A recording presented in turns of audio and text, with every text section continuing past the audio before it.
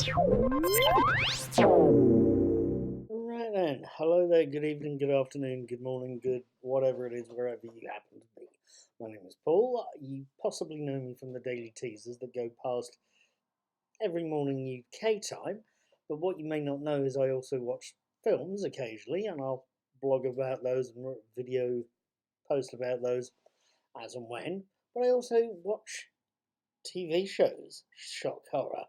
I've been watching Doctor Who recently. I've caught Edge of Darkness a little while back, and just recently I've been watching Apple TV Plus's For All Mankind. Tonight I've just caught episode 2 of the first series.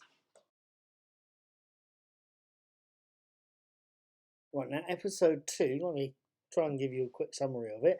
Episode 2 is called He Built the Saturn V, or V if you're thinking like that, and it opens with tense scenes in Mission Control as it follows on from episode 1.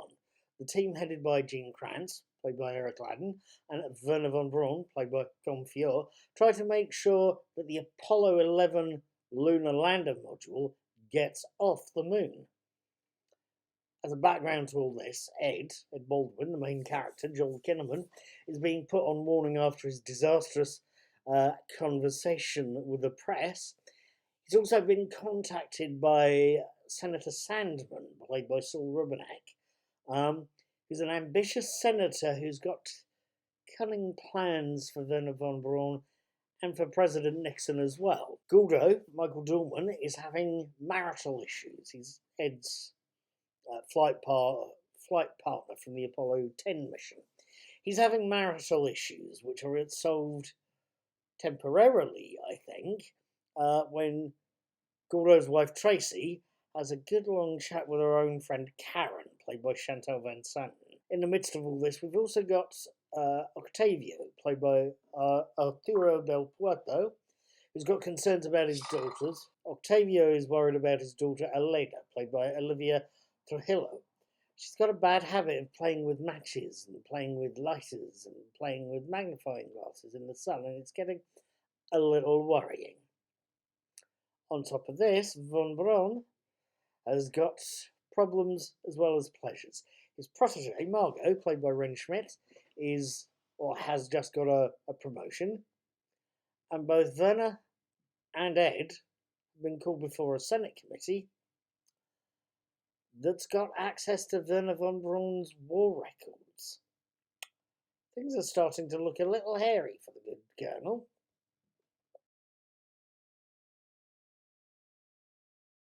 At any rate, 2 episodes in, you're going to ask me what I'm thinking. 2 episodes in, and For All Mankind is still, I think, looking quite good. It's still watchable, it's still entertaining.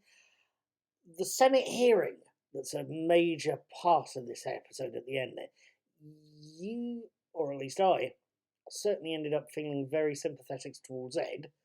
He's got enough troubles, what with one thing and another, and Joel Kinnaman gives a good performance there. There's a big, passionate speech about taking command of the Apollo 10 module. And Werner von Braun, I mean, it's a great performance from Colm Feore there. And the amount of dirt that gets dredged up about the man is, well, it got me sympathetic to the character, let's put it that way. Granted, the man had, or the real historical character had a very iffy war record. He was working in a rocket factory on a rocket that he designed. Yes, the guy was undoubtedly talented, but he was working in a rocket factory attached to a concentration camp, and there's some doubt about how perfunctory his membership of the SS was, or how perfunctory his visits to that concentration camp were. Even given that, you have to remember that the American government that's giving him grief in this episode, in the person of Senator Sandman, is also the American government that knew perfectly well what the man was doing. It went and got that information from him, so it's ill treatment of someone they knew was iffy, and somebody they hired. Let me reiterate that they hired, knowing he had an iffy record. Just as a thought for you there. At any rate, so far it's a very watchable drama.